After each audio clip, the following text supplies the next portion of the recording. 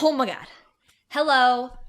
I'm Brittany. I'm Brad. We're AudioShelf. Hello. We're not going to waste any time here. Yes, please subscribe to our button. What? Subscribe. Subscribe to that button down there. Please. Okay, can we just talk about why we're exasperated? Yes. All right, Queen of Nothing Queen of Nothing! is what we're talking about today. Oh my gosh. So, as you all may know, there's like nothing about this book out because Nothing. it just came out. It just came out today. Today. And guess what? We had an advanced copy of it. So, we got to listen to it. Are we allowed to say that? Are we allowed to say that? I don't know. Please do not shoot us. We may bleep that. We may bleep it. I don't know. But we got to listen to it early. Mm-hmm. Sorry, I don't mean to brag. Anyway, so we love the book. We love the series, one of our favorite series of all time. And when the Queen of Nothing dropped, our hearts dropped too. So did our butts. Yes. To the floor. Yes. To the floor. Yes. Let's tell them about the book. What is it about? Okay, so The Queen of Nothing is about Jude, who, if you have followed her from The Cruel Prince, The Lost Sisters, and The Wicked King, you know Jude. You know Jude. You know Jude. You know what happened to Jude. Exactly, yeah. So we are following Jude in exile from Elfheim after she is kicked out by her husband. Ooh, I was going to say drama, but I want to say juicy. Drama juicy. And it came out Dweez. Dweez. So we are following Jude as she is back in the mortal world, trying to figure out what she can do because she is the High Queen of Elfheim and she wants her throne back. So she is trying to get back in there and figure out what she can do, how she can make Carden pay, and what's going on. Yes. So this book, it really does start off from out of the gate, like Adventure City. Yes. We are in the mortal world, which we're like, do we really want to be here? We're here all the time. We're here all the time. I want to go back to Fairy. Yes. So we are thrown into this kind of, get back into Fairy plan. And there are some characters in the beginning that are redeemed. Yes. And so we kind of see everyone work together to get back into Fairy. Yes. It's wonderful. A wonderful experience. Mm-hmm. And it's a very, cool, you got a little It Takes Two, a little Parent Trapping in there. Yes. We got some fun stuff happening in the book in the very beginning. It's an audiobook, which means it's narrated by Caitlin Kelly. Hey, Caitlin. Oh my God, we're so excited for you. Who is one of our favorites narrators ever. She does an amazing Carden. I combined Matic and Carden. We're so excited. We're so excited we can't even talk anymore. She does an amazing Carden, which just makes us think of the, I don't know, most attractive man in the universe. For me, it's Paul Rudd. Yes. Ooh. I love a nerd. Hi, Sean. Caitlin does all of the voices amazing. Yes. Even I'm getting excited when she does. Sweating. I know. When she does Vivienne. Oh, Vivienne. Vivienne. Love a Vivienne. I love Vivienne and her sassiness, her spice. She's like, Jude, what are you doing here?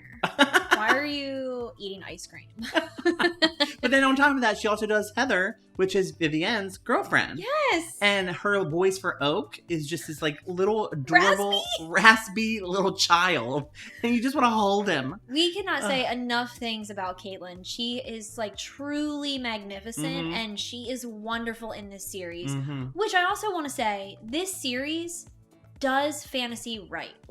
Holly Black, you already know you're good. Yes. We don't gotta tell you. No one's gotta tell you. Nobody has to tell you, but you do it right. You had a novella in there that explored the relationship of Jude and Taryn perfectly. Then you had the other two books come out, and you wrapped it up. Yes. It's amazing. And this audiobook is 9.5 hours? I was just gonna say that. Yes! They're short books, and they have so much detail and so much story that you are just swiped away. Yeah. You are washed into the ocean with the Selkies. The undersea. The undersea. Yes. It's amazing. Then there are other characters in this book that you learn about more. There is Grimamog. The proper pronunciation is what Brad just said is Gramamog. Grimamog. But we will be calling her Grandmama. Grandmama. Because she reminds us of our badass grandmas. Yes. Okay? So, Excuse us as we butcher the name from here on out, but we know we're butchering it. Yes, it's Grandmama. It's Grandmama. And we love her. Yes, she's so good. She was one of my favorite characters. Yes. And then, of course, there was some sexy scene. So, we finally got it, y'all. We're voguing. Oh. I'm blushing.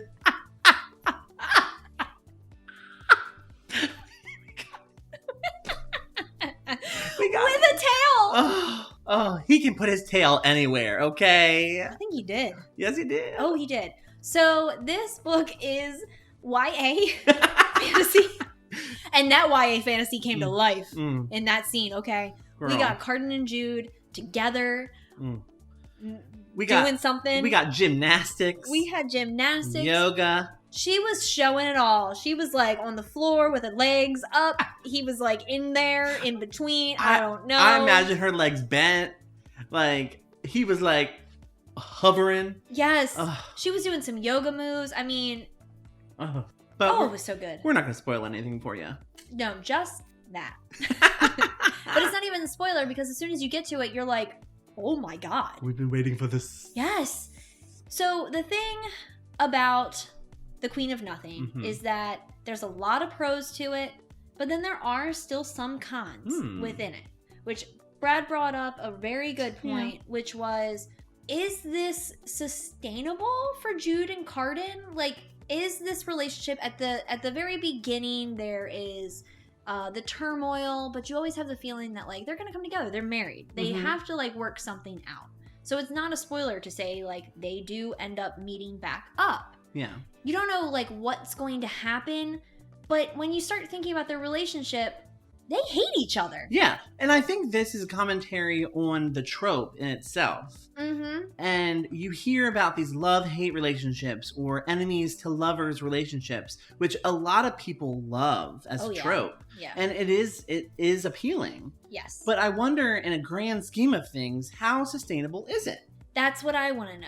I want to know, like, can we get a long-lasting relationship from this? And I think that's what this book does best, is that it explores that what if this relationship isn't the best situation? Or what if it is? Yeah. Because that's what we really get from all of the books over time, is that these two, they have this tumultuous relationship where it's a will they, won't they kind of thing. They come together, they fall apart, they come together, they fall apart.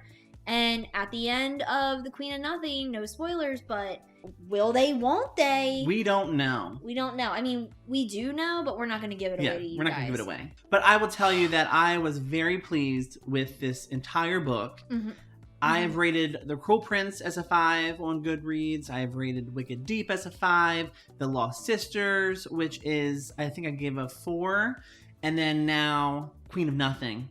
Yeah. I gave it a 5. Yes. Yeah. It's a very, very fast-paced book.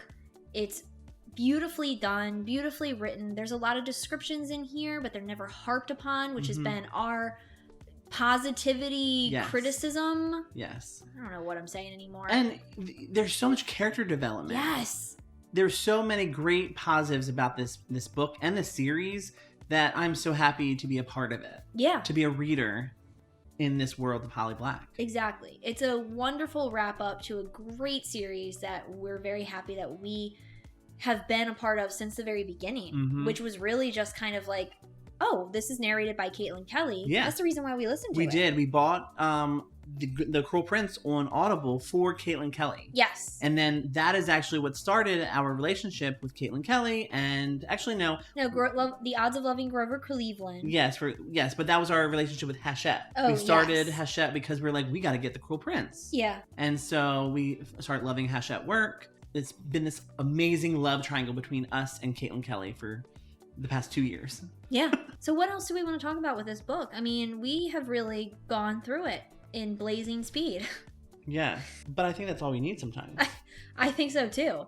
I mean, really, our review can go on for hours, but is that gonna make you get to the book any faster? Like, no. Exactly. You need to get the book. What's happening right now is you're listening to us on your 10-minute break while you're reading the book. Yes. If you are planning on picking this up, please leave a comment down below. If you already have it and you already blew through it, also let us know. Please.